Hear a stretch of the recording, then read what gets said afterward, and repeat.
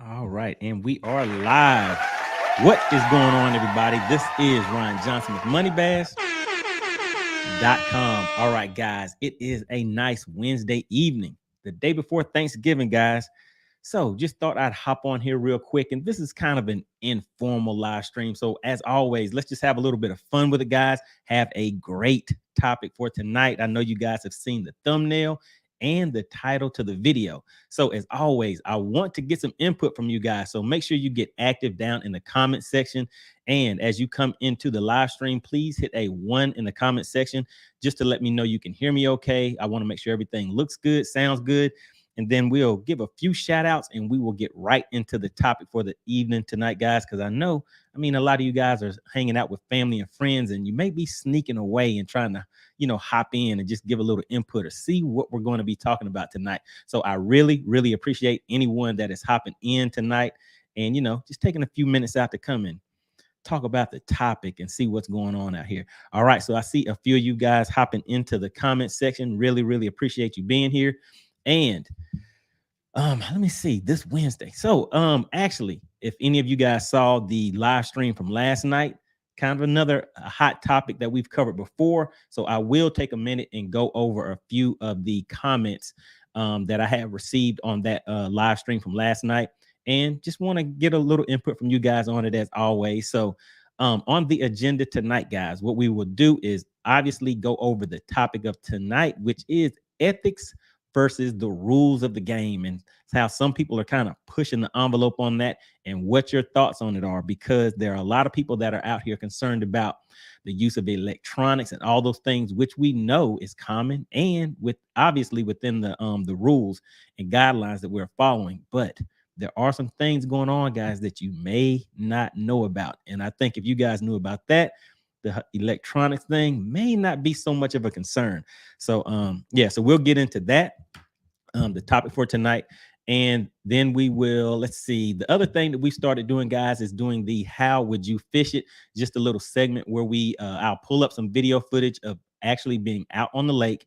It may be sonar, down scan, side imaging, or in a lot of cases, it may be live imaging, guys, because we like going over electronics, settings, all that kind of stuff to help you guys get better out on the water with your electronics. So I pull up that video footage. And then from there, you guys just take a look at the screen and see what is the water temp, what type of structure, cover, just anything that you see as pertinent information to help you make a good decision. And then in the comment section, want you to hop in, let me know what lure you would choose and why you would choose that lure. And then I will go over it and let you know, depending on the footage, if it's something that I was actually doing in a tournament where I caught fish, I will let you know what I was using and how I caught fish during that tournament. So that will be the how would you fish it segment. And what I'll also do for this evening is, like I said, just pull up a few of the comments from the live stream from last night, just to kind of answer some of those questions for the guys that I may not have replied back to yet, because there are some interesting comments coming in. So I think you guys will be interested in that also. All right. So if you are in the live stream, please make sure you hit the like button on the way in. It really does help out the video. And also, I just want to see who's joining us for tonight. So just hop in the comment section and drop a quick comment. And let me just see who we have checking in so far. So we have Lance Irwin. All right. Good to have you here for tonight. Checking out the live stream. You're hitting me with the 1, making sure that everything is looking good, sounding good. So really appreciate that. And we have Academic Mailbox. All right. So you are back into the live stream and always have some great comments. All right. And then we have Vernon Neal. All right. Everybody give a shout out for Vernon Neal, a great supporter of the channel. Always hopping into the comment section. Really, really appreciate it. And guys, look who we have coming back. We have Shimano Shane. Says, what's up, money? What's going on, Shimano Shane? Glad you are stepping into the live stream. And we have Bass 318 in the house. Yes. All right. Glad you're checking in. And let's see. So we have a good amount of people in here. So let's go ahead and get started. Oh, real quick, guys, make sure, as always, you check the links in the description. The holiday season is here. So, of course, there are going to be great sales on items. And this is another thing I wanted to know from you guys real quick is, what are you looking to purchase over the next few weeks and going into Christmas, guys, knowing that all of those sales are coming up, because I do have some good links where they're offering discounts on different items. And what I try to do is make sure I bring that on to you guys so you can, kind of build your gear up during the downtime where prices are low, and you can kind of grab some things that you've always been interested in getting. So I have links in the description, and any discounts that are attached to that will be in the description as well. And also any of the products that we talk about during the How Would You Fish It segment, I do put those in the description area as well, guys. All right, so we have a few more people checking in. We have Wayman Coleman. What is going on? All right, says, what's up? What is going on? Glad you can make it to the live stream. And we have Hudson Logan Fishing is back again. What's going on? What's going on? Really glad you can make it to the live stream. And have a lot going on over here, guys. Let me just make sure this is not someone trying to get into the live stream or anything like that. All right, let's see. All right, there we go. All right, guys. So so let's go ahead and get started with some things. So what we are talking about tonight are rules versus ethics in bass fishing. And let me just take a look one more time, guys. I see some more guys hopping in. Basics, hooks, etc. Okay, so these are just some items that you guys may be interested in purchasing. So yes, I'll put some links to that stuff in the description area. So immediately after this live stream, and then I'll also drop some more vids this week that will have some items that I really think you guys should grab while we have these great discounts going on. Just got a 20% off. You guessed, a Shimano Bantam from Tackle Warehouse. All right, there you go. There you go. So so I have some of those. I have some of those links, guys. So if you are interested in buying some things, I will get that out to you right away. All right, guys. So for tonight, we are going to talk about rules versus ethics and how bad do you want to win these tournaments.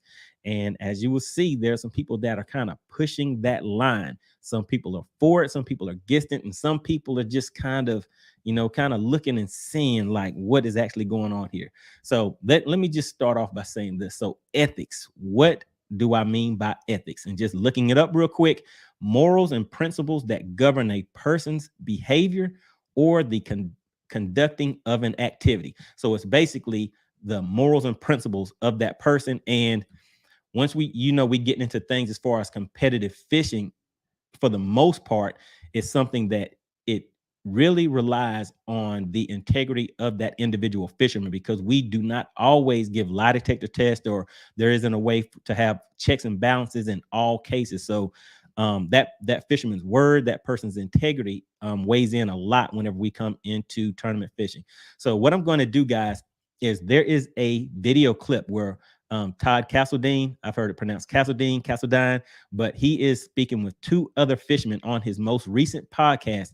And I'm going to play just a segment of that video clip. And that is going to be what we'll be discussing tonight. And like I said, I really want to get some feedback. So make sure you guys hop into the comment section.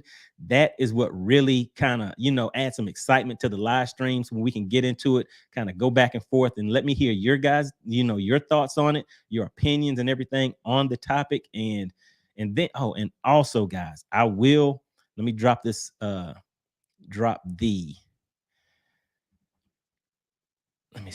link. The link is in the chat, guys. So if anybody wants to come up, once I finish going over the video clip, the link is in the description. If anybody wants to come up, hop up on the screen with me, just kind of share your thoughts or whatever, and then we can kind of talk about it a little bit and see what people have to say in the comments. But that is always a great thing, guys. So the link is in the chat, and while I'm doing that, let me just go ahead and get my screen queued up so I can share the screen with you guys.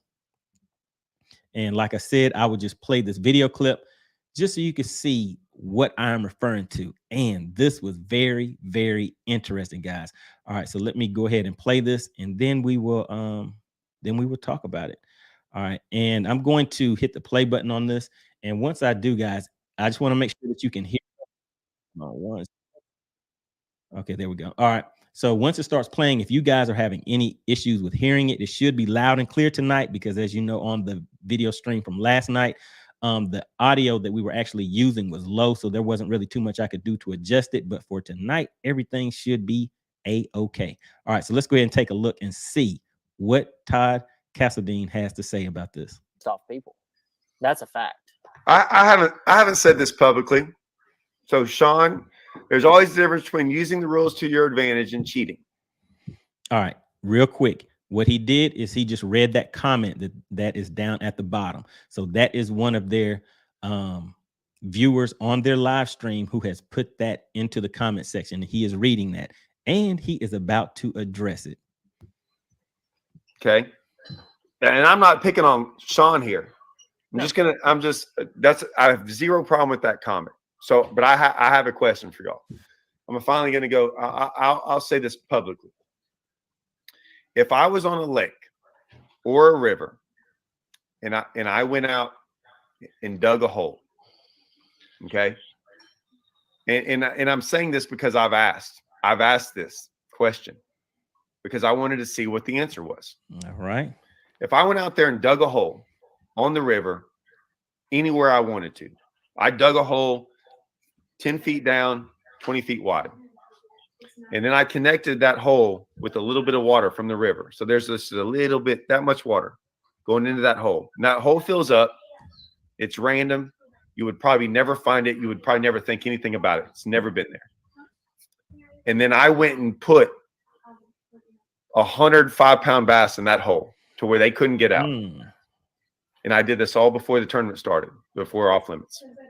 All right. So basically, just to clarify, this is off of a main body of water where a tournament is taking place. What you have done is gone in before the tournament has started, dug a trench that leads to an area where you have dug out a, what did he say, 10 by 20 hole in the ground.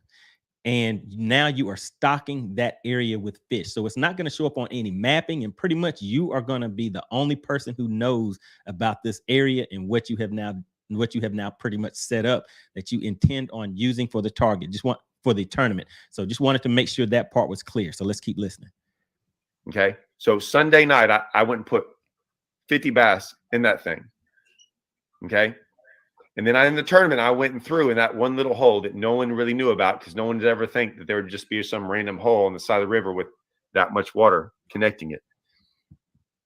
Do you know that I found out that that is perfectly legal? That there is nothing in the rules that stops me from doing that.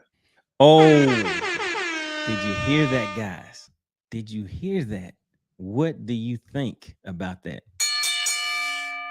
That sounds kind of iffy to me. That sounds very iffy. So just a quick recap. There is a tournament that you are about to participate in.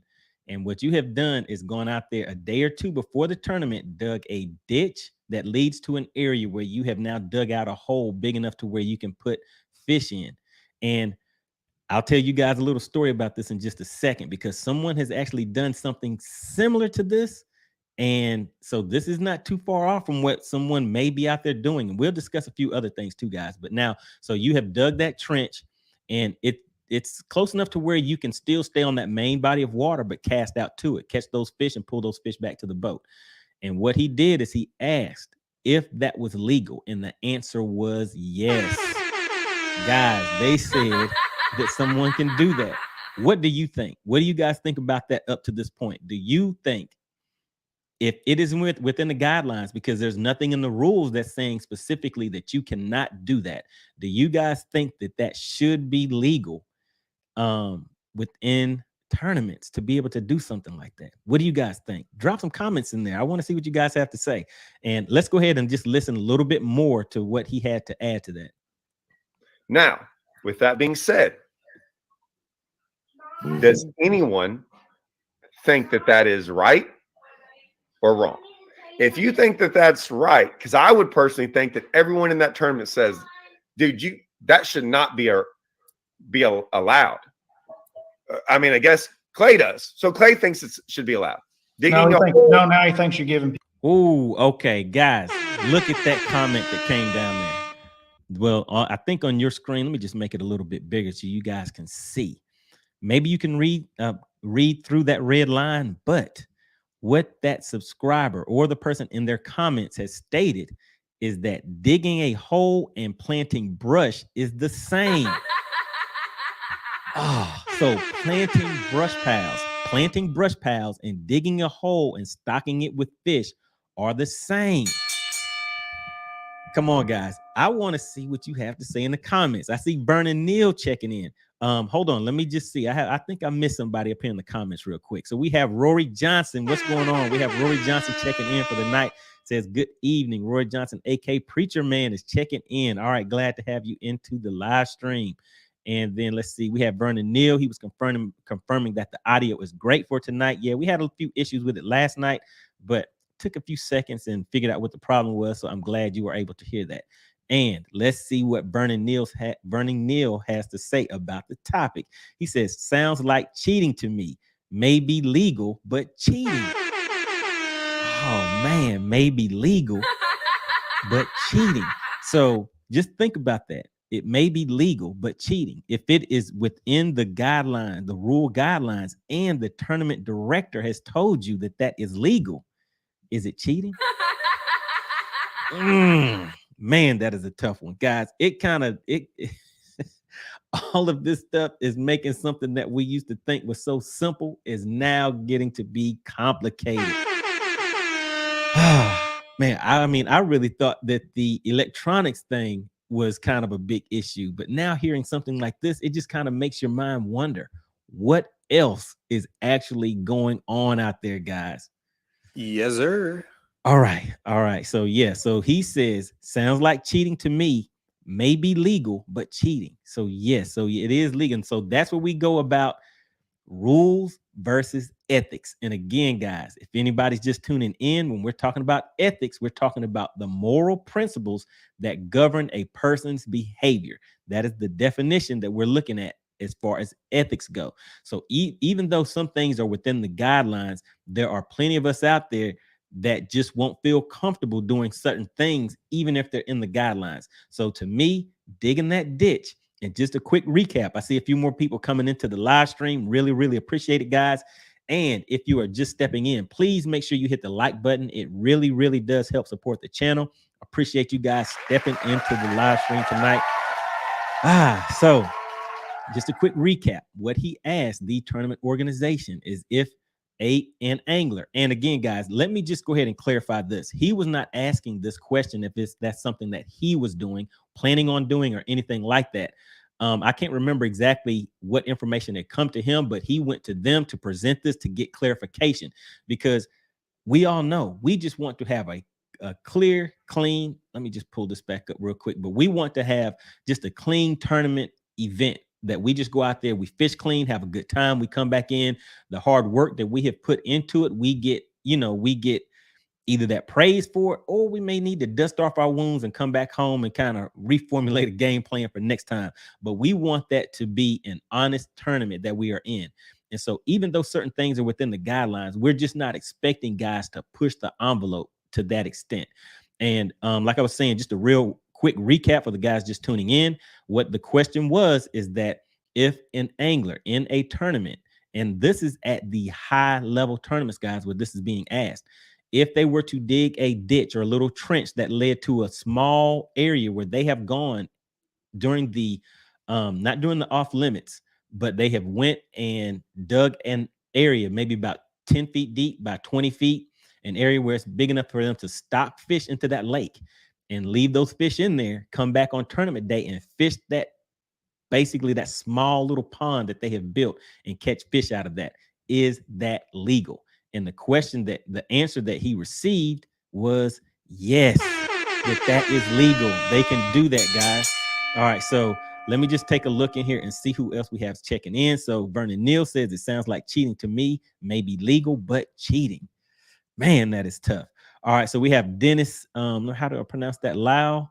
I say they need to outlaw live scope, live imaging places going to be fished out before you know it. All right, so hey, there we go. There goes another hot topic. And that, Dennis, I'm glad you're checking into the live stream. That is what we discussed last night. And I mean, we'll go over that topic again, maybe next week, as long as you guys aren't getting too tired of it. But each time that we talk about it, we get a lot of input, a lot of guys hopping in and chiming in on it, and we have some great conversations about it. And for you guys that don't know, some of you guys may be new to the channel, but pretty much that's what we do here. We just bring up topics during the live streams that may be, sometimes considered hot topics, and just kind of exchange ideas on it. It doesn't really get too heated, but some guys may feel one way, some guys feel the other way, and you never know. Someone may offer some information that you haven't really thought of and kind of change your mindset either way on some of these things. So always great to hear, different opinions, different ideas on the topics that we discuss. So once again, Dennis says, I say they need to outlaw live scope. Live imaging places going to be fished out before you know it. All right. So, hey, I think the conservation departments are kind of on that right now. So who knows? I'm kind of interested in seeing what their results will be on that. But yeah, we will touch on that a little bit later, because I will be reading a few of the comments from last night's live stream and just kind of going over my responses to those, just so, just in case I missed anybody's. But we had some great comments that came in, Dennis. So really, really appreciate that. All right. And so Academic Mailbox says, tennis had John McEnroe. Bad behavior became box office there. Muhammad Ali versus Frazier, similar. Made poor sportsmanship okay. So an okay pre-fight for the first time. Trends has continued to today. All right. So there we go. So yeah, pretty much there's always somebody that's pushing the envelope in just about any sport. In ours, man, it's kind of a little different, because there's a lot of things that can go outside, undetected out there, because we're pretty much depending on the integrity of the people out there on the water, where a lot of these other sports that you're naming, they're right there in the eye of the officials and everybody, and they pretty much see everything that they're doing to an extent. So it makes things just a little bit different. All right, so Lance Irwin says, I would question their integrity. Definitely, man. Definitely. It would be tough not to. It would be tough not to, even if that is in the guidelines. Man, that would hurt. It would hurt. Just think, if you have taken time away from your family pre-fishing, you have spent money pre-fishing. And what did Dennis say? Dennis said to outlaw. He said to outlaw live scope. And we have people that are complaining about the price of live scope and the price of live imaging. So Lance says he would have to question their integrity. Now you have spent money, time away from your family, gas money, hotel money, all of these expenses. You have really put in your work. You have been out there on the lake, doing everything that you possibly could. And you're like, man, things are going great for me. I found the fish that I need. I think this is mine. I think I'm going to cash a check. So at the end of the day, you've gone out there and you've had one of the best tournaments you've ever had. You come in with a 4, a 3, you got a 5 in there. You got one that's pushing 6. Well, I don't know if you have one that's pushing 6, because that'll kind of be way up there. But let's say you come in with a good bag and you're sitting on maybe about 16, 17, 18 pounds, somewhere around in that area. So you have a real good chance of cashing a check, right? You may even get first place. But you know how they do. Whenever your bag is sitting like that, they kind of set you to the side and let the other people come to see if anybody kind of pushes you off of that stage. And you are finding that you are not getting pushed off of that stage. So you're like, man, this is about to be my day. And little do you know, somebody comes up. Yes, sir. And they bring in that 22-pound bag. Man, your heart just sinks, because there goes a nice $10,000 check. And second place pays what? $3,000. Let's just say it was that big of a difference, guys. So now you're thinking that you're about to walk away with that nice check, but somebody comes in and knocks you out, and you're like, hey, they did the work. They went out there and did what they need to do. But now let's say you find out that they were fishing out of a hole that they dug and stocked with fish, and the tournament organization even allowed that to happen. How do you feel about that? Man, it's some guys that would definitely be pissed about that. I don't see how you couldn't be, guys. So that is kind of how I look at situations like this, because you're expecting people to have kind of the same ethics and principles that you have, even regardless of those rules, and not pushing it to the extent where they're doing something like that. So let me just take another look, guys, and see what else we have hopping and going on into the chat. Shimano Shane says, where I'm from, you can't bait a deer, but you can hunt over a cornfield. Is that cheating? Is it cheating? Oh man. So yeah, so things can get sticky, guys. So like I said, I think there's some things out here going on that we, depending on where your ethics are at that you may not think that somebody else is doing. And let me just say this too, Todd Castledine. So he has a YouTube channel, and that's pretty much where I know him from. I do watch a lot of his YouTube videos. So make sure you go and check out his channel. The clip that I'm playing is from his latest live stream. And just from what I can see of him, I've never met him, but his ethics, his standards seem pretty high. So the same way that our reaction is to finding out this information that something like that could possibly be allowed, you know, it seemed pretty shocking to him also. So he is somebody that fishes as an FLW pro. He has 5 tournament wins and he has fished 2 Forest Cups. So he kind of knows his stuff. And for you live scope guys, Todd Castledine, from what I see, he is a shallow water fisherman. So he has those skills, those innate skills that you guys are talking about. He does not so much rely on his electronics, but he has started to adapt to them so that he can compete. So that's one of those things, guys. But yeah, so looks to be a good guy. And like I said, make sure you guys check out his channel. And let me just go through a few more of these comments real quick. Then I'll play a little bit more of the video just so we can see what else he had to say about that topic. So yeah, so just wanted to say shout out to Rory. And hold on one second. Let me just make sure I didn't skip anybody. All right. So Rory Johnson says that is not right. To me, that is considered cheating. Yes.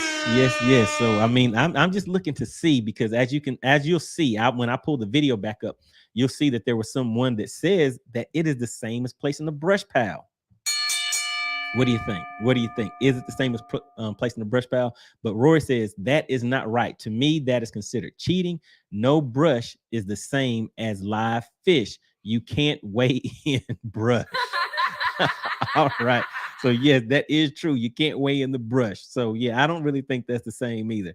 All right. So Wayman Coleman says nothing is surprising to me anymore. Fishing the opens and other tournaments with no off limits. It's open. It's opening the door for those that have no morals or ethics to do things like that.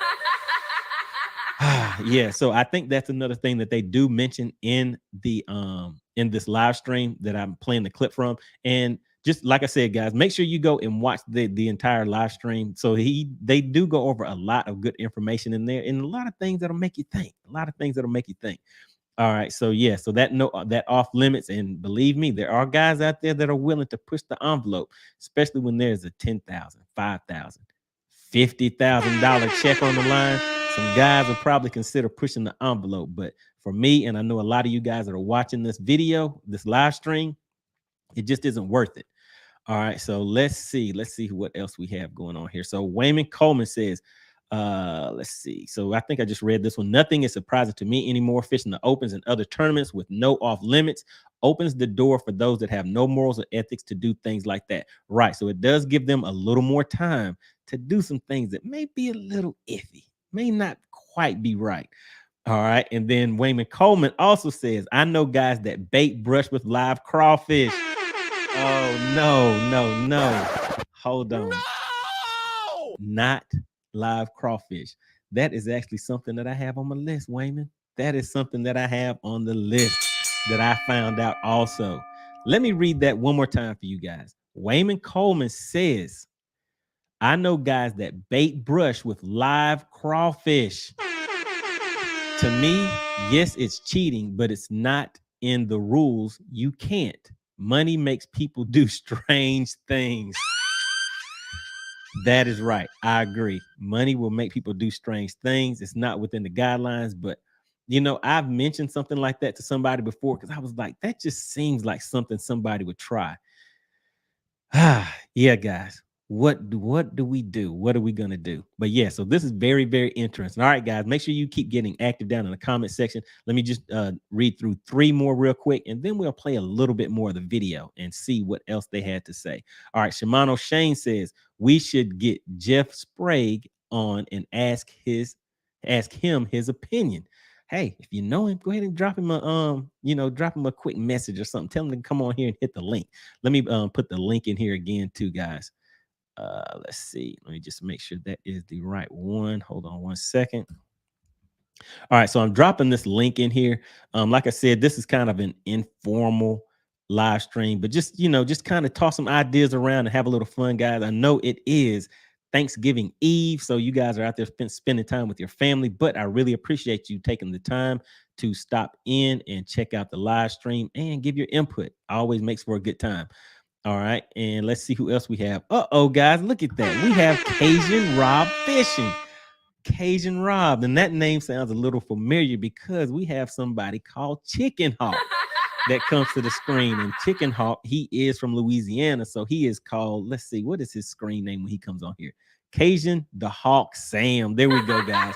So if you guys follow the channel, a lot of you guys know about Chicken Hawk, so he comes on and we go back and forth a lot of times. But yeah, maybe he'll come up tonight. I don't know. All right, so let's see. Cajun Rob Fishing says, skirting the rules, very, very sneaky. Yeah, very, very sneaky. That is not a good look. Man, that is a tough one right there, especially if, like I said, you are that person that is sitting there in second place. You have an 18, 19-pound bag. You find out somebody comes in with that 22-pound bag. You shake the hand, congratulate them because, hey, I mean, we're out there fishing. They went and put in their work. They just happened to come in with a better bag that day. But then a little bit later, you find out that they were fishing out of a pre-dug hole that they have stocked with fish. Man, that is crazy. All right, guys, let's see what Wayman has to say. So Wayman Coleman says, I fished against all three of those guys. Oh, man.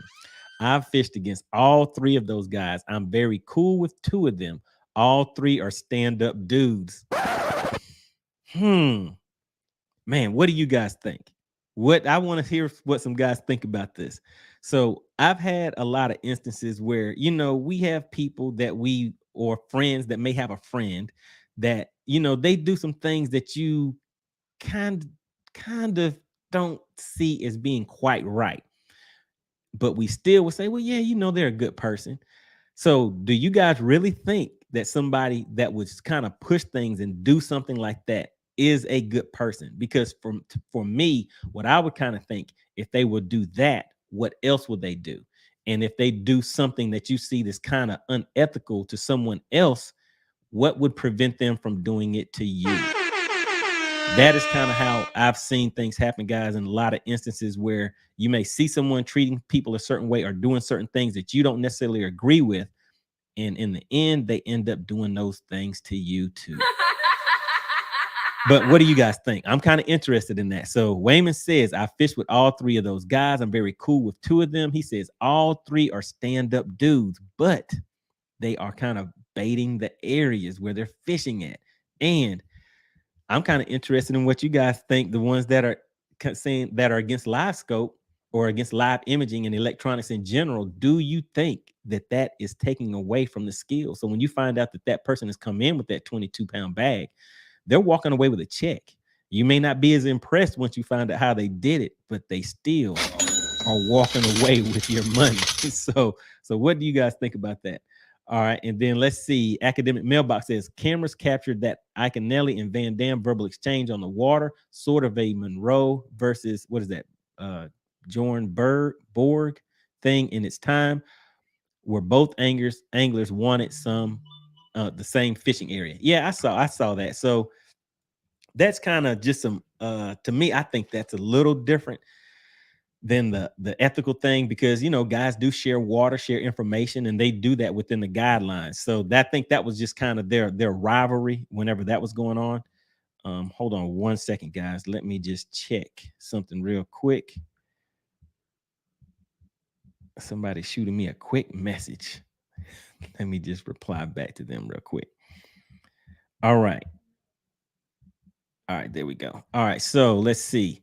Yeah, so that one's kind of a little bit different. So I don't think there was anything kind of unethical in that standpoint. All right, so Wayman says, I'm talking about Castledine, Upshaw, and Hallman, not the guy they're talking about in the video. Okay. All right, so yeah, so you're talking about those three.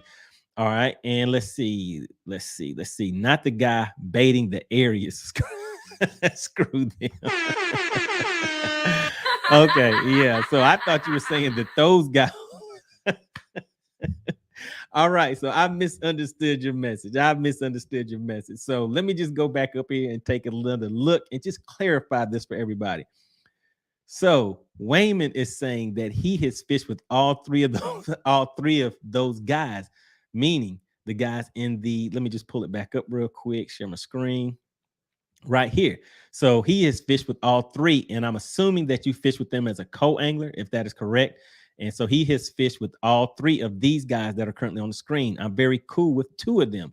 All three are stand-up dudes. Yes, so I would definitely agree with that.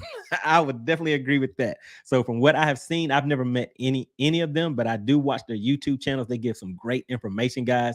So so that is who Wayman was discussing. He wasn't saying that the guys that he has heard about baiting areas were still stand-up dudes. These three guys that we have up on the screen. And let me just make sure I say their names right where they. So Castledine, let me see. Let me put my mouse over here. Well, you guys can't see it, but so Castledine, where are we at? Upshaw and Hallman. So those guys are the three stand-up guys that he was referring to, and I definitely agree with that. All great guys. Make sure you check out their YouTube channels. All of those guys give out great information, and I am subscribed to Todd Castledine. I know I'm subscribed to his. I'm not sure about the other two yet, but yeah, like I said, I do watch all of their video, all of their content on their channels, though not all of it, but I watch all three of their YouTube channels. All right, so let's see what else Wayman says. Not the guy baiting areas. Okay, there we go. All right, and then we have Crappy Nader Fishing. What is going on? We have Nate checking into the live stream. Tournament needs to be abolished if the cheating can't be controlled. Oh man, how are we going to control them, Nate? What are we going to do about these guys that just want to push the envelope in? Man, they just want to get out here and, you know, kind of turning this into some walleye cheating. What do you guys think about that? We can't let that happen. So, all right, let's see who else we have. So Wayne Coleman says we all fish as pros on Bassmaster Opens. All right, there we go. There we go. Sounds good. All right, and then we have DP checking into the live stream, saying he's late. What's going on, man? Where have you been? Where have you been? So yeah, so we're going over a few things on here. I've been playing the video clip. And there are a few guys that I see that are just checking in. So you're not the only one that's kind of late to the party. So just a quick recap. And actually, we may have discussed this earlier today. I'm not sure if it was you that I spoke to, but basically what we're talking about is the guy in the top left of the screen with the blue shirt on. That is Todd Castledine. And what he had brought up was that he went to the tournament director and asked, not for him, he was just asking in general, because he, you know, you kind of hear things whenever you're out there and you just want to check to see if there's a possibility that someone could be doing certain things that you may not necessarily agree with.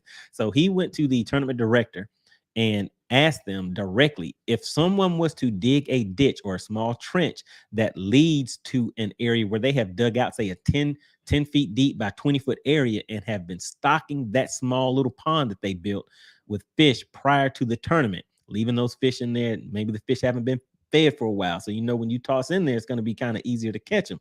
So you've been stocking that little pond that you built with fish, and it is connected by that little trench to that body of water that you just built on your own. Is that legal? And the answer that he got was yes, that is legal. So that is what we are discussing. All right, and then we have Bass 318 says anything goes in MLF. Sprague has proven that. Oh man, that doesn't sound good. Doesn't sound good, guys. But hey, they're fishing at that elite level. So things are a little different. Things are just a little different. All right. Rory Johnson says, thanks for clearing that up. I was also wondering until it was made right. All right. Yeah. So these three guys that we are talking about, Castledine, Upshaw, and Hallman, those are some great guys.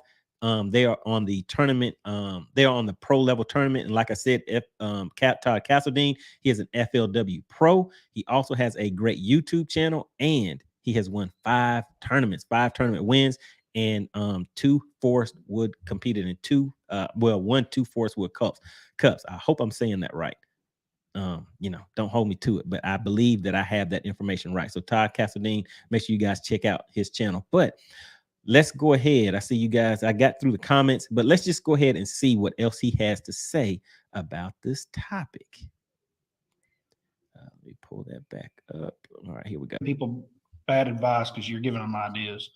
But I mean, Clay's the same guy to tell you. I'm not giving bad ideas. The same guy that would tell you that if you want it that way, that you worked your ass off and you outworked everybody else because you went out there and you dug the ditch you dug the hole and you went and caught the bass out of a lake in another state and brought them across state lines illegally and didn't get caught. So more power to you, man. I mean, you won it. You worked harder than everybody else.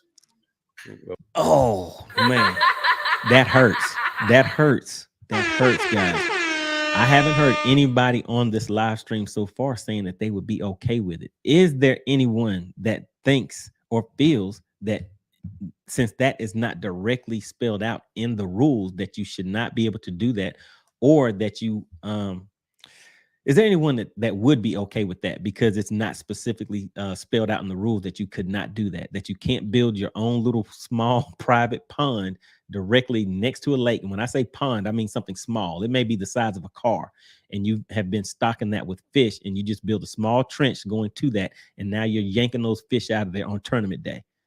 Is there anyone who feels that that is okay? Because as we see on their live stream, there are people in there saying, hey, it is the same as planting a brush pile. Is there anyone who thinks that's okay? I would definitely be interested in hearing someone's thoughts on that. Man, guys, we're getting into some sticky stuff, guys. All right, so let's see what else he has to say about that. Yeah, I don't think that's. Yeah, I agree with this. Rules and ethics are different. And I just think ethically, what are we talking about? What? All right, so that is Todd Castledine talking, and obviously, like the majority of us, so far it looks like everyone that's in the live stream kind of agrees with this, that they just can't even fathom something like that, or even doing something like that because of our ethics. And like I said before, ethics, let me pull it up again real quick. The moral principles that govern a person's behavior, our ethics, just didn't even allow us to think that someone would do something like that, or that we would even consider doing something like that. So it kind of makes it hard. It makes it hard for us to be in a situation where we will compete against somebody knowing that someone there may do that, and then they are allowed to. Oh man, that's tough. That's tough. All right, so let's see who else we have hopping in. Guys, we have Harry back into the live stream. How's it going? How is MoneyBass doing? Hope you have a great Thanksgiving. Been chasing the four-legged bucks this week. Okay. All right. So you out there doing a little hunting out there, making some leaves cripple around. I mean, that little crunching sound you make whenever you're walking through the leaves and climbing up on your stand.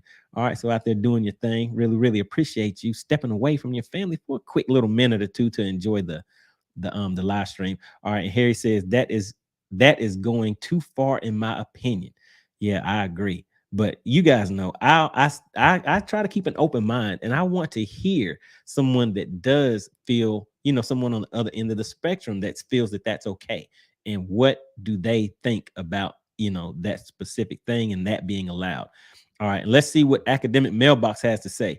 Rule changes do happen with enough pressure. Only recently in MLF, every fish counts to best 5. Apparently, 20 competitors were promising to exit the tour if the rule did not change.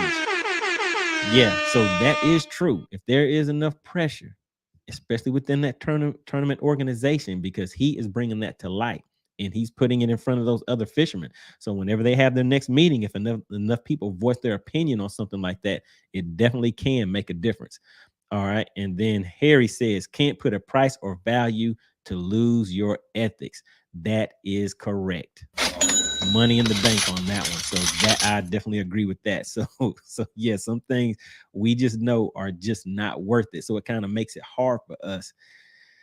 And it's like knowing that you will have to compete against somebody that does not have that same ethic or same moral standard. It does make it kind of tough when people can push that line and get away with certain things, knowing that you have, a lot invested into participating and looking forward to your tournament win, or at least looking forward to, getting what you deserve for the effort that you have put into that tournament. All right, guys, let me just check one more thing. So I know there was another part of this where someone had mentioned in their comments that he may have been speaking about another competitor, but he was not speaking about anybody particularly. He was just asking the question in general. So this next part, I'll go ahead and play it just so we can get through it real quick. But just want to let you guys know that is what they're talking about. Somebody's asking him if he is talking about somebody that they were fishing against, and he is not. He was asking the question in general, not referring to anyone specifically. Why is this guy bringing up? No, I'm hiding that.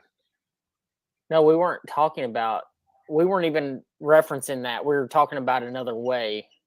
I did talk about small boats, but we talked about that a long time ago, or the smaller boat. I'm not even talking about small boats. I'm talking about rules and how it seems like there's guys out there, and we've all had them. They've all gotten in trouble that they look at rules and they try to go around them. And I just don't think it's like it's why we keep on having more and more rules in tournaments, because they're like, okay, well, I didn't think of that stupid scenario. There's a guy say I'm not good enough to catch 55 pounders to stock. I'm not either. That's a fact. I can't catch that many.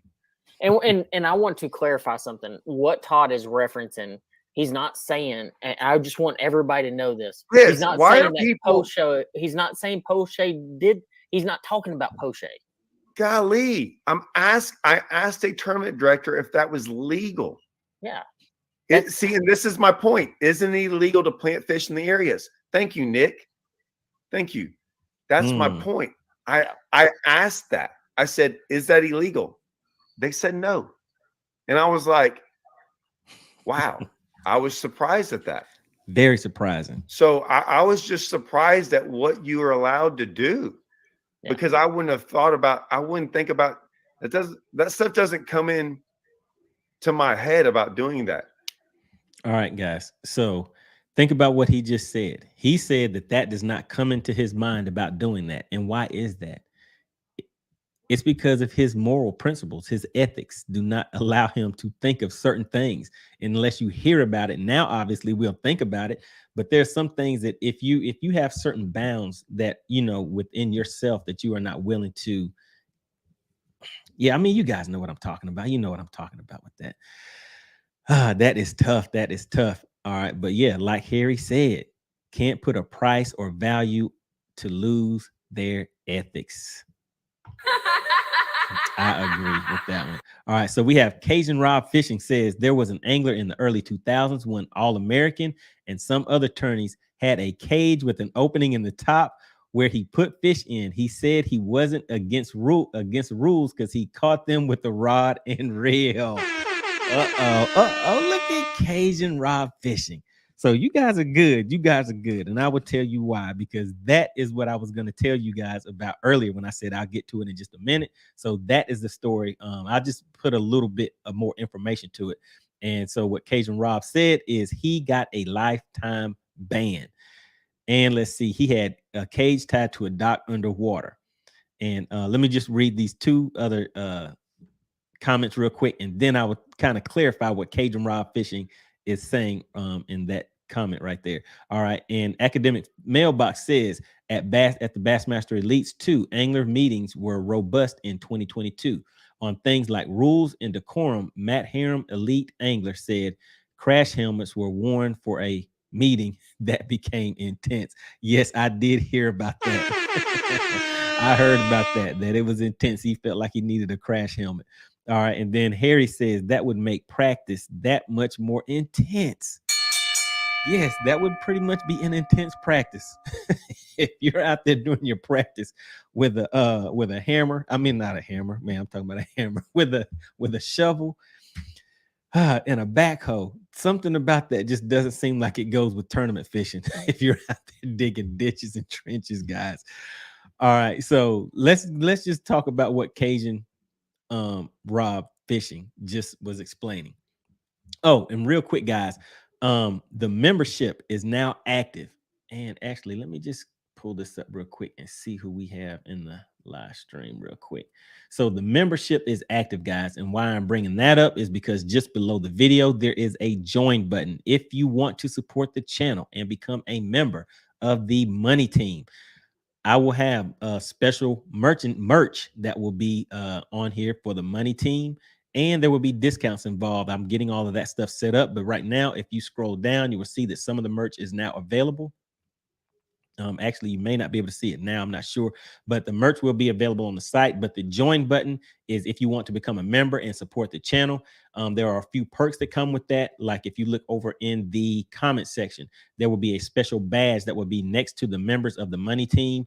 A badge next to their name. Those comments will kind of get priority. And there are a few other perks about it that come along with it. So just click that join button and you will see that information that I'm referring to. All right. So Cajun Rob Fishing. Let's read that comment one more time, and then we'll kind of go into a little more detail on it. And guys, the link is in the chat. I will bring up one or two people and we can talk about it real quick. And also, we're going to get into the how would you fish it segment in just a second.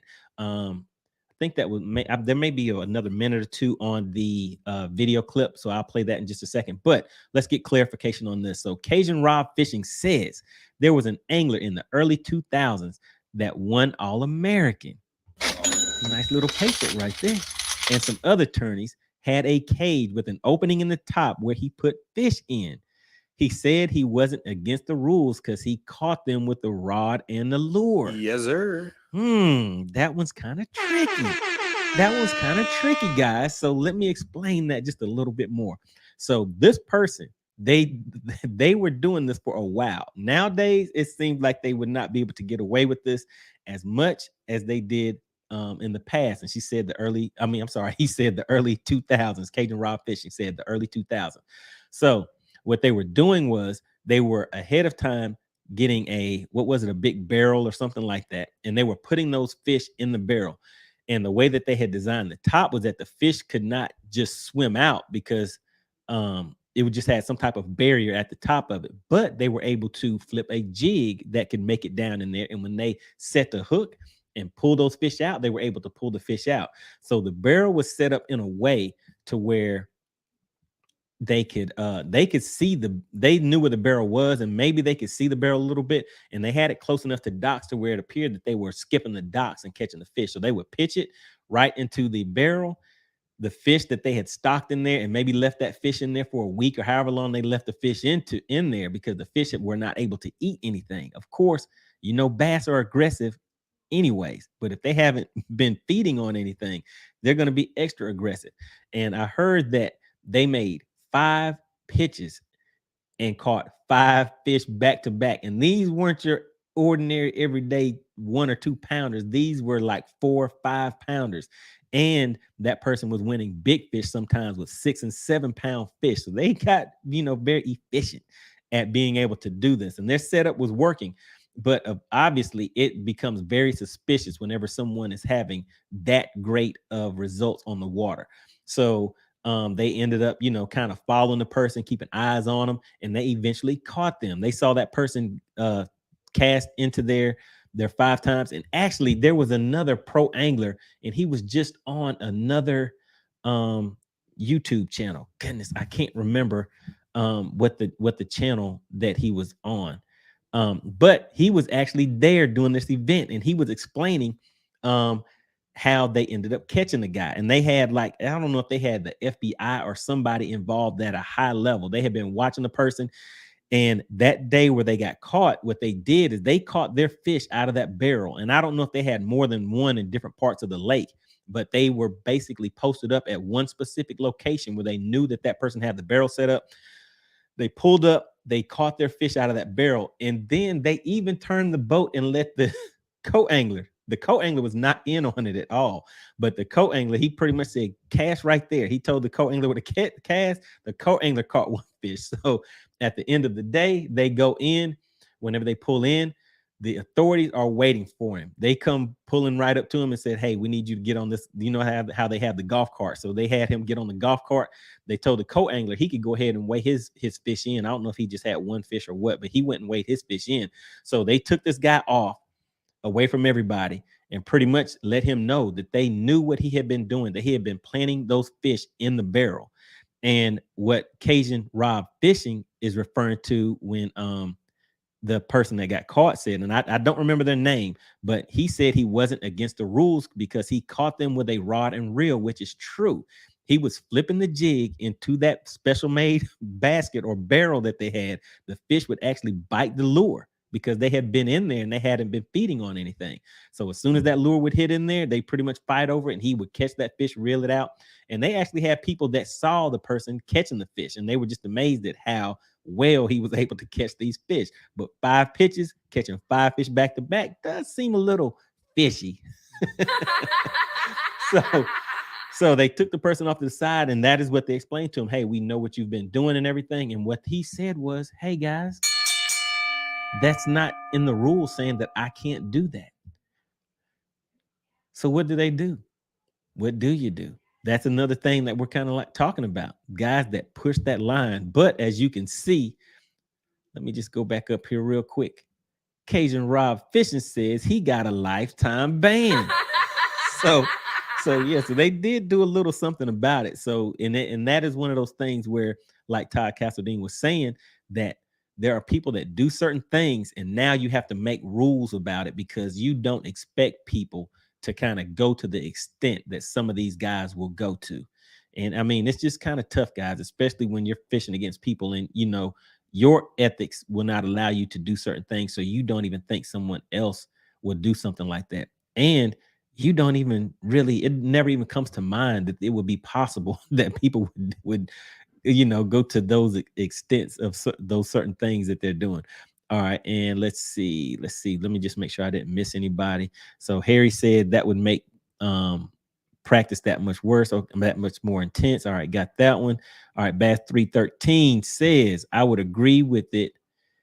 I would agree that it would be legal, but it would be morally wrong, ethically wrong. I mean, that it would be legal. Right. So that was the case. That was the case. All right. And Harry says, money, you may need a crash helmet when the hawk gets on you. Man, Chicken Hawk isn't even going to show up. I let Chicken Hawk know what was going on tonight, and he's still screaming about Logan Martin now because you know what happened to him on Gunnersville. All right. So if you guys want to know, see what we're talking about, I do have, yeah, guys, make sure you check out my catalog of videos. I have a wide range of videos, guys, and what Harry is referring to is Chicken Hawk. He comes up on the live stream sometimes. He is a guy that I fish against in my the bass club that I'm currently with, and you know he does a lot of talking. So you know I kind of have to put the smack down on him every once in a while. But so that's what Harry's referring to. And the last tournament that we fished, Lake Gunnersville, it's maybe been about 2 weeks ago or something like that. So that is up on the channel. So make sure you guys check that out. And just in general, what we do here on this channel, guys, because I see there are some new people here that may not have been here before. And please make sure you hit the like button on the way in. And if you like the content and you see my catalog of videos, all of that work I'm putting in for you guys, please make sure you hit the subscribe button and just share the channel so it will continue to grow. And guys, I forgot to mention this. We have hit the 5,000 subscriber mark. Yes. I mean, it was some hard work, guys. It was tough, but we have passed that 5,000 subscriber mark. So I am really, really grateful for that and everybody that has been supporting the channel. All right. Let me see. Where were we at, guys? Let me just get through these comments real quick, and then I'll take another look at the video. Just want to make sure that I played everything in that clip. Then we will get into the how would you fish it segment, guys. I know a lot of you guys, you know, have some fun with that. So let's get into that and take a look. All right. So Vernon Neal says winning to some is the most important thing. People will sell their souls to win. Oh man, that's not good. That's not good. Ethics, integrity, morals, and just doing the right thing is who you are. Definitely who I am. There we go, guys. That's it. That is the thing. And we expect other people to be at that same level. But as we see, that is getting tough. It's getting tough out there for us, guys. All right. So Harry says, money merch, the Hawk merch, and your brother from a different mother. Congrats, my friend. All right. Yep, that's right. So the merch is, you know, I have the link down below. If you guys check out my my videos, I do have the merch set up. So people have been asking me about the hats, the hoodies. So this is the logo right here, guys. And one of my subscribers, Joshua B Fishing, make sure you guys check out his channel. He is the one that hooked me up with that logo. So he does some great graphic design, but he also has a YouTube channel. He is a kayak tournament fisherman. So if any of you guys are into that, and he does some great electronics electronics videos and things like that. So it's definitely something worth checking out. Joshua will be fishing. But yeah, thanks a lot, Harry. Really appreciate that. All right. And then Harry says DP merch as well. Good evening, DP. I got some DP merch. All right. So Cajun Rob Fishing says co-angler reported him said something ain't right. Caught all his fish on one corner of a dock, one after another. That is correct. So that story that I was just talking about, that is what happened. So I think it was one of the previous tournaments that he had fished. His co-angler did come back and say that something wasn't quite right. So I think Cajun Rod Fishing may have heard it from the same person that I heard it from, because I've heard it from maybe like 2 or 3 different people. And then one of the people, I think his name was Matt, cannot remember his last name, but he was just recently on a live stream, and I kind of put some comments in there and they kind of chit-chatted about that. But that angler, that pro angler, he was actually there whenever it happened. All right. And let's see. We have Lance Irwin says, for Todd to bring this up to the tournament director, was the word out that someone was going to do this? Man. Now that right there is a question. I'm not sure exactly what he made somewhere in that live stream, but I don't think he did. But he may mention what made him ask that specific question. But I just think it may be along the lines of how we are saying that we don't think about things like that. So maybe he just kind of heard something and it just made him think like, hey, let me just ask and see if someone was to do this, what would happen. So that was kind of the impression that I got from that. So I'm not sure if he heard anything specifically. All right. And then Academic Mailbox says Matt Heron was there. There we go. That is his name. Matt Heron was there. He was on Chris Zaldain's interview lately. A lot of trained investigators had been on the trail for a while for FLW. Yes, sir. All right, guys. I knew somebody would get it. So yes, that was Chris Zaldain's broadcast. And I'm trying to think. Yeah, so there was another one that he was on where I actually was in the comments, and they were kind of, we were kind of chit-chatting back and forth a little bit in the comments, but he was being interviewed on another channel about the comment. But yes, he did mention that on Chris Zaldain's interview. That is correct. So that's where I heard it from. All right. And then Harry says, sounds like CPS would have been called on you, what you did to my friend at Gunnersville. Yeah, man, I had to spank Chicken Hawk a little bit. You saw how he was talking on that live stream. Couldn't let that slide. All right, guys. Let me just pull this up real quick and just see if there was any more information in that video clip that I want to go over, and then we will get straight into the how would you fish it segment. All right, let's see what else Todd had to say. Pull that up. All right, here we go. Okay. I just that it just shocked me about the way it just surprised me about that was, they thought that was okay, that there's not rules against that. I thought, I don't know. And if that's not illegal, then what isn't illegal? I mean, doesn't that seem a little wrong to y'all? If you're allowed to do that? I mean, who said anything about him doing that? I just was like, okay, I was trying to figure out what's illegal and what's not. Yeah, I mean, that has nothing to do with poche. We're just all right. So yeah, so we'll go ahead and end their clip right there, and then we'll go ahead and get into the how would you fish it segment. So he kind of answered that question right there. He was just trying to figure out from and I still don't know what made him ask that specifically, and it does kind of seem like maybe he heard something to where and I guess it kind of had something to do with what they are kind of mentioning in there, but they're not saying that anyone did that. It just kind of made it, how when you hear about a certain thing, it kind of makes you think about this thing or now this thing. And you can see that now just the minds are wandering. Like, if someone can do that, what else can they do? It kind of just messes you up, kind of makes you have to reset a little bit. All right, let me go through a few more comments real quick. And let's see. So the link is in the comments if anybody did want to come up for a quick second. And let's see. So we have Academic Mailbox says, I'd agree with Vernon Neal's observation above. I think it's the best comment this evening. Vernon obviously understands sports and competitors. Heartbreaking what competitors will try. Yes, man. I definitely agree with that, man. It makes it kind of tough. when you think about fishing these bigger things. But man. All right. So Harry says Todd never said that he heard someone thinking about doing that. Right. Yeah. I think it was just something from, just the progression of thoughts from how some people are having. For example, I know they mentioned something about people having different boats that can access areas where others can't. So to me, it just seems like one of those things. If you're with the guys and you're talking and you're just kind of throwing out ideas, and maybe it's something that just came to mind, and you're like, let me just ask this and see what they'll say. Maybe it was something like that. But yeah, I do not know for sure. All right. So Harry says that was a good video that they did on this. Yes, I definitely agree with that. All right, guys. So there we go. Now let's go ahead and I'm going to share my screen and we are going to get into the How Would You Fish It segment, guys. All right. So what this is I will bring up a video of whenever I was out on the water. And actually, hold on, guys. Before we get into this, let's go ahead and bring up a special guest for a quick second and see what he has to say about the topic. What is going on, Harry? How are you doing?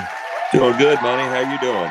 Doing pretty good. So what's going on? You look like you have on a big jacket. Is it kind of cold up there? It was been 17 to 23 degrees before daylight this week. Oh man, okay, yeah, that sounds a little cold. That's all right. Anytime time spent with your son's a good thing, Oh, hey, there you go. Okay, yeah, because y'all went out on the lake and everything, right? Well, we've been out chasing four-legged creatures. Right. Okay, yeah, I remember you telling me about that. Yeah, so Yeah, how did he do?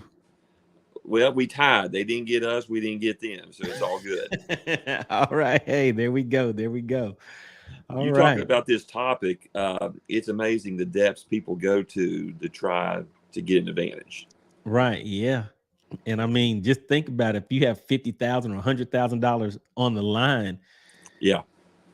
Yeah. It gets real sketchy in some cases. Well, it brings out the worst of people sometimes. There's so Right. many good people. It just takes one or two bad people and gives everybody a bad name. Right. Yeah. And so the thing is, I don't think there's someone that has actually done that. It's just something that he may have thought about and just decided to ask, like, what if somebody Right. does that? Yeah. Because he never mentioned it on that video that you've been showing. He never did. He was just curious. Right.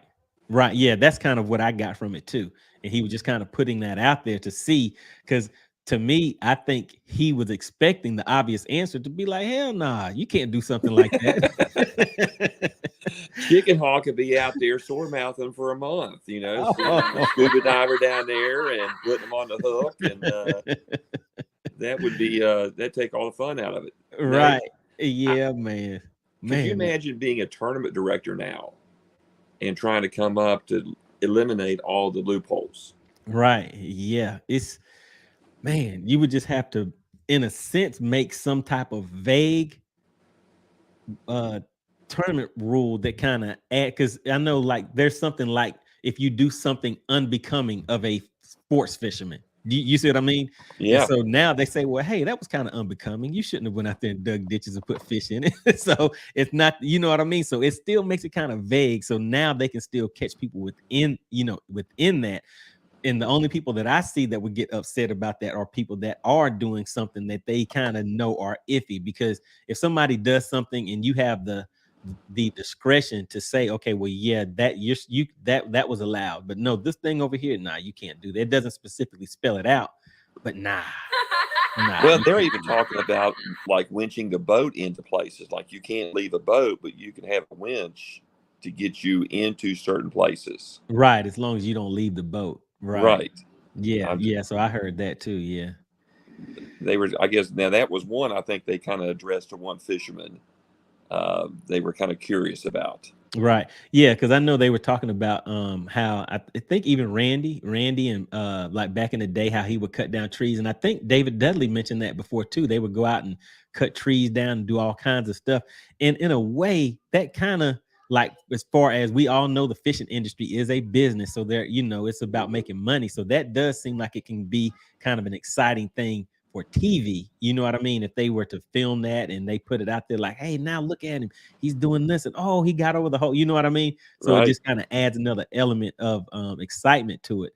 in that aspect. But if you're somebody that's fishing against somebody and they're doing something and you think like, hey man, he shouldn't be able to do that, you may feel a little different about it. Well, do you think they're feeling the pressure because it's harder to make it as a pro fisherman just on tournament winnings? Because you've got to have sponsors, you've got to have YouTube following, you've got to have a social media.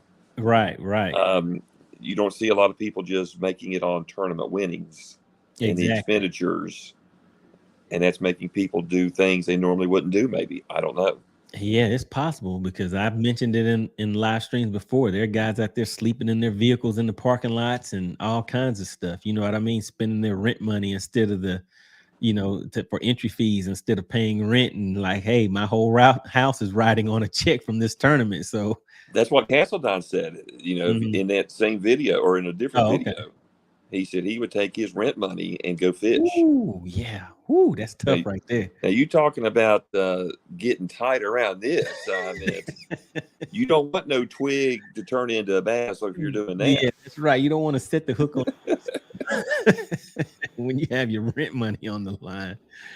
Oh. Hey, that's great. Well, I know you got to do the clip. I want to see what we would throw. Gotcha. So appreciate you. Keep up the good work. Have a great Thanksgiving, and we'll go back and watch. All right. Same to you. Really, really appreciate it. Thanks, Ryan. All right. See you later. See you later. All right, guys. There we go. Had Harry step up on the live stream, came back. He is a very serious supporter of the channel. Really, really appreciate it. All right, guys. So like I was saying, now we will get into the how would you fish it segment of the live stream. And basically, this is where I will pull up a clip from whenever I was out on the water. And for tonight's clip, we will do a live imaging. Maybe you guys kind of guessed it already. So I'll pull up this clip. Let me just share my screen.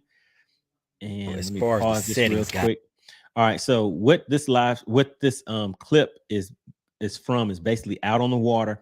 And at the beginning of it, I still get questions from you guys because, as you know, we do spend a lot of time talking about electronics, settings, getting things to, getting them cleared up, getting everything dialed in and everything. So at the beginning of this, I will let this play so you guys can see the settings that I'm using and how I went about getting my image, as crisp as it is. But it's during tournament time, so I didn't spend too much time on it, guys, but I did want to get this footage to you. So let me go ahead and pull this up. I will let it play.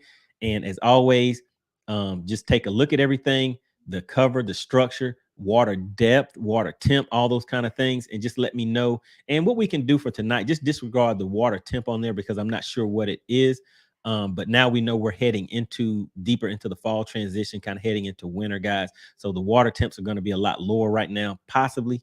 So let's just go based off of what the current water temps are from wherever you're at, and just let me know with the water temps kind of decreasing what you would throw. So let's go ahead and pull this up and let's take a look at it, guys. All right, let me just show you that real quick. These are the settings that I have because I get asked that question a lot. As far as my sensitivity, contrast, I have it set out to 100 feet.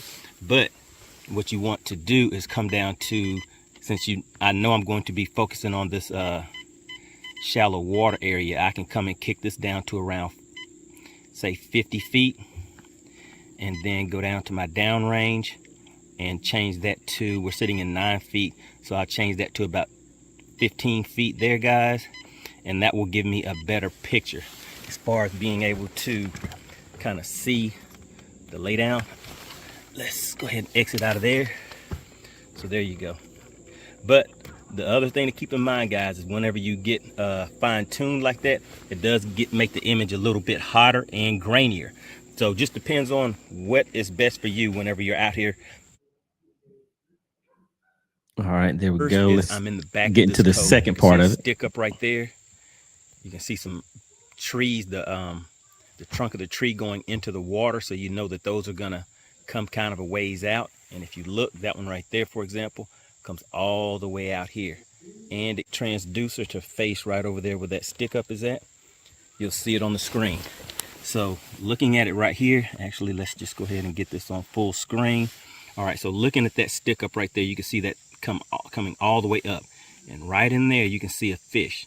See that fish moving around? It's kind of swimming around down there. And then you see some other structure right there. And what I'll do is just take my trolling motor, Oh, the other thing real quick, guys, take a look at the 360. Please excuse my screens. Like I said, I'm in the middle of a tournament. It's been raining out here today, so I have some watermarks on there. But that 360 gives you another good idea of where you can cast and just kind of help you out with that also.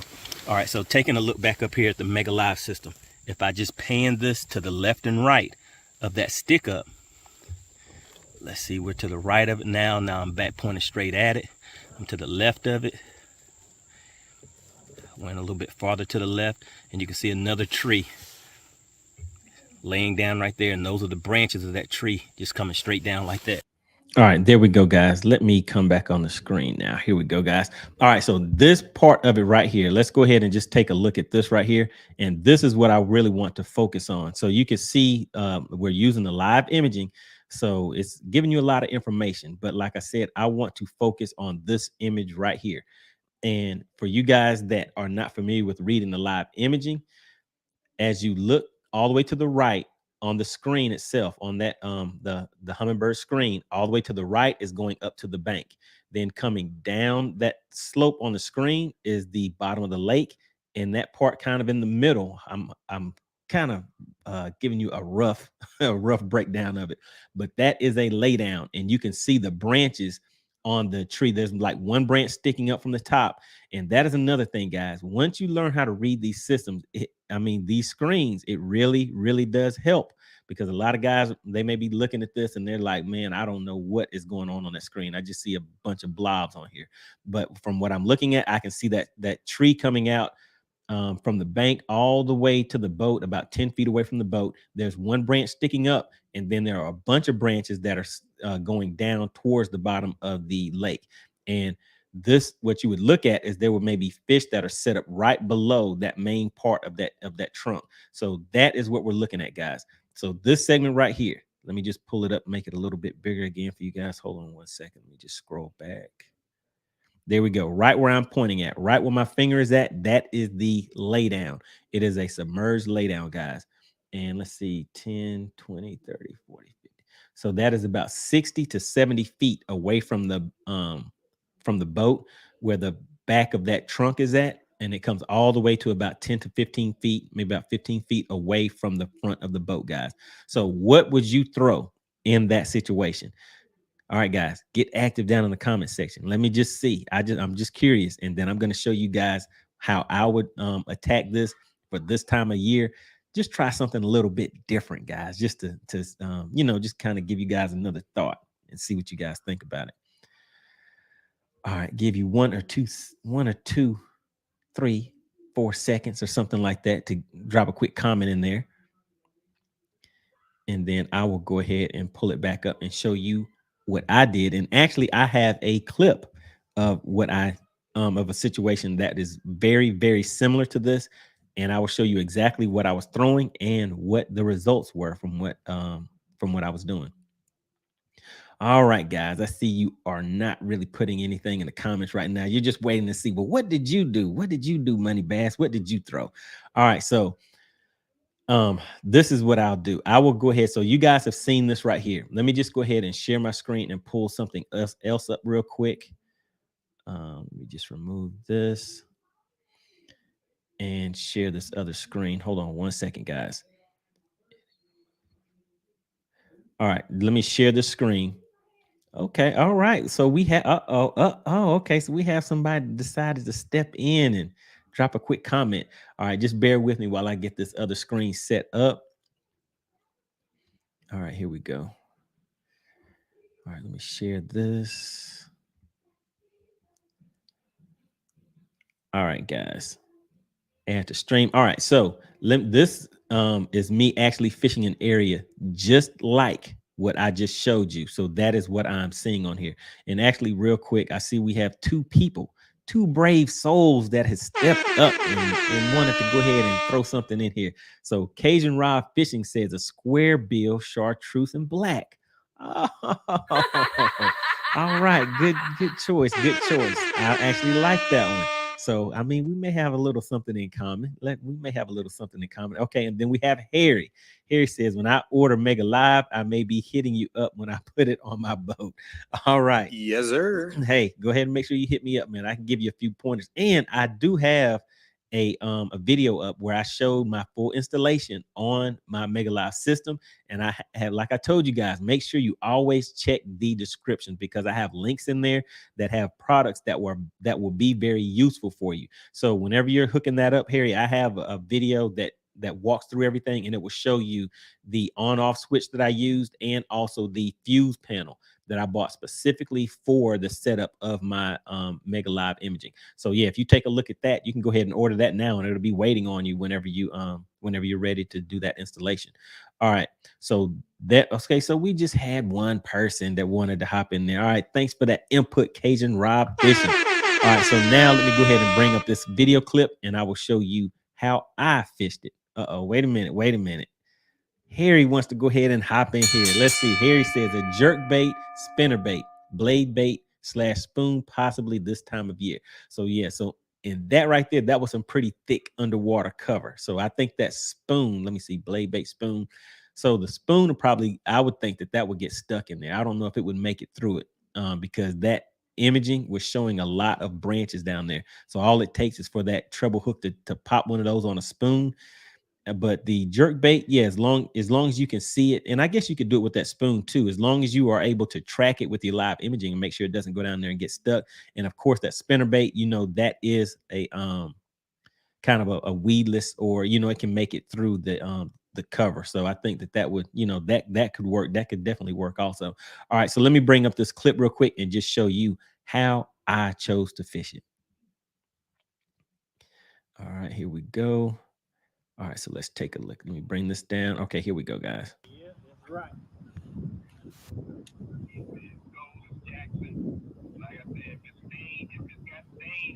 From when I was out on one of the lakes. I got it. Go. Well, maybe I just brought you good luck.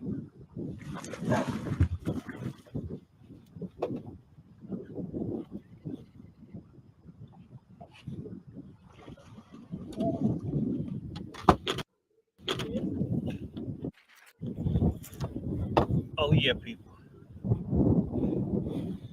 Here we go.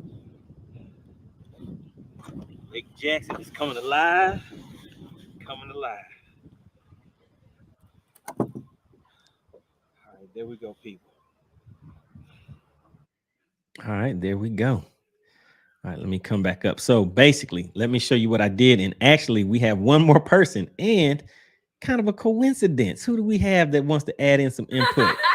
We have Rory Johnson. He says a square bill and chatterbait with a speed crawl. All right. And what I said is kind of a coincidence, because I know you guys heard me on the phone while I was catching that fish. I was actually on the phone with Rory Johnson. So yeah, I was talking to Rory on the phone whenever I was actually reeling that fish in. All right, guys. So let me show you. And actually, let me bring this back up again real quick. Hold on, just bear with me real quick.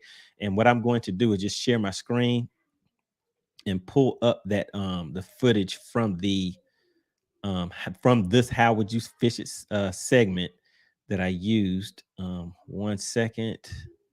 Let me just find it. Okay, here we go. All right, let me pull this up. As far as the settings, guys, let me just show you that real quick. These are the settings what I want to do is just scroll to the segment where I was basically saying that we were going to concentrate on. Okay, so here we go. So this specific section, and where I caught that fish, this is pretty much how it looks. And on here, if you can look and see, that water goes down to about what is that? About 12 feet deep, I think. But so this is what I would do, guys. Hold on 1 second. Okay, so here we go. So that fish that you just saw me catch, what I caught that with was this exact square bill. And as you can see, it's a flat side.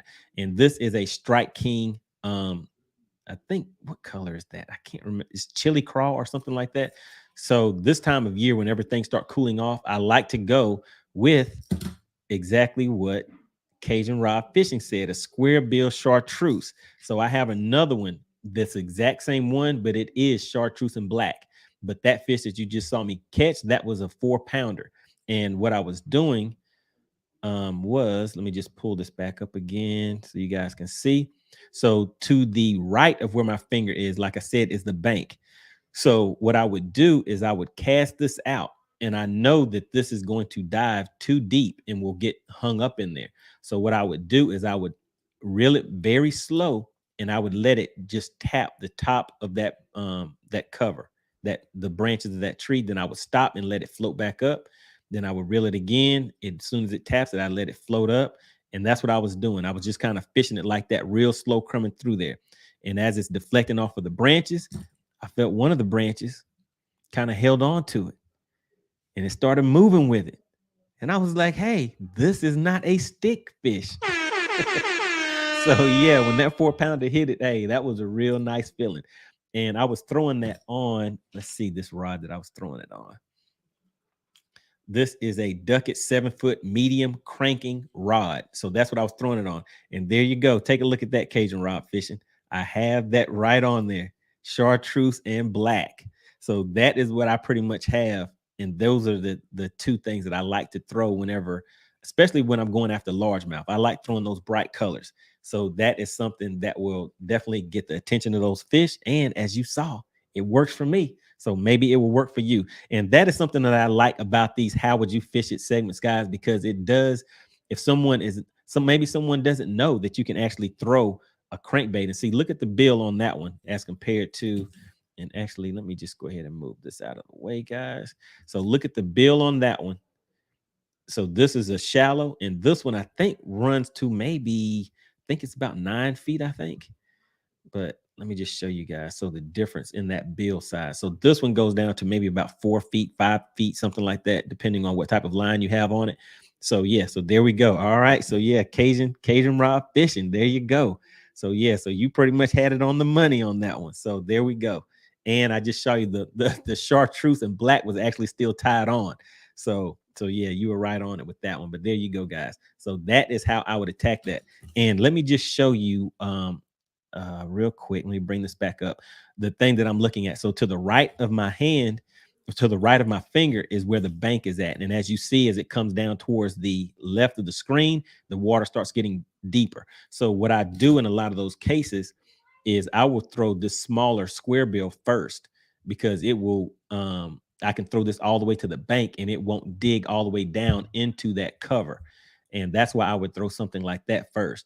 And then right after that, whenever I want to get something that comes down to the end of that laydown, to the end of that branch, which you can see is probably in about 9-10 feet of water or something like that, that's when I will follow behind it and throw something like this.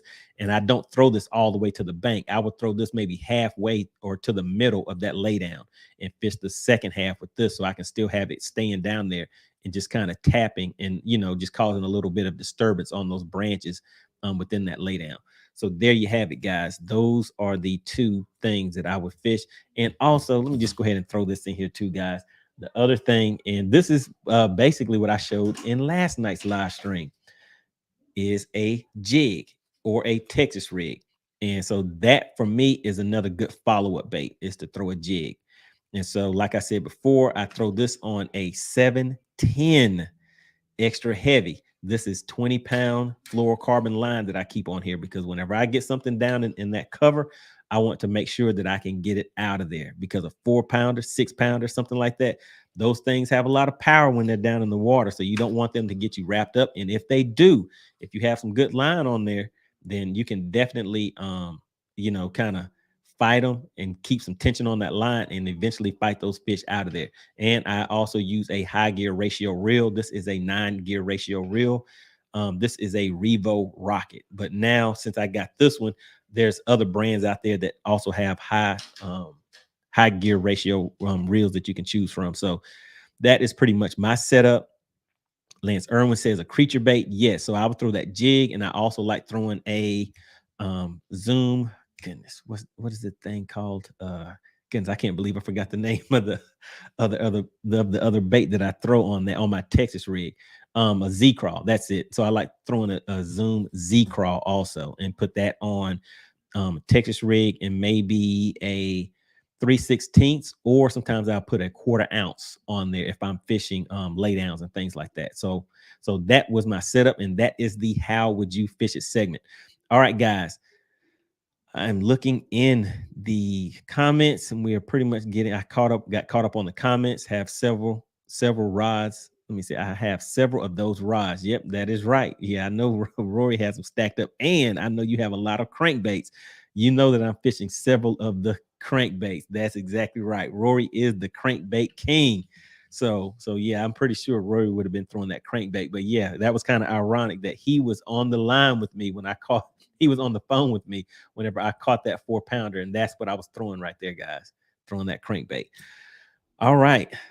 Z-crawl. Yes, that was it. So that is the other thing that I'll throw. I'll throw that jig, or I'll throw a Z-crawl. For the most part, guys, I do like throwing the Texas rig creature bait over that jig, but I plan on getting back into throwing that jig a little bit more for 2023, because I'm going for some bigger fish in 2023. Think that is going to be the game plan.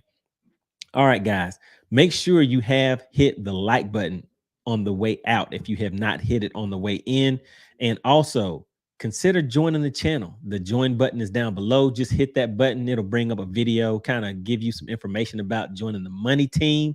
And once again, guys, the merch is out. So for you guys that have been asking about the hats, the hoodies, the t-shirts, that information will be down below. Just click on that link. I really, really appreciate you guys supporting the channel. And I guess that will be all for this evening. All right, guys, I really, really appreciate it. Like I said, make sure you hit the like button on the way out, and I will see you on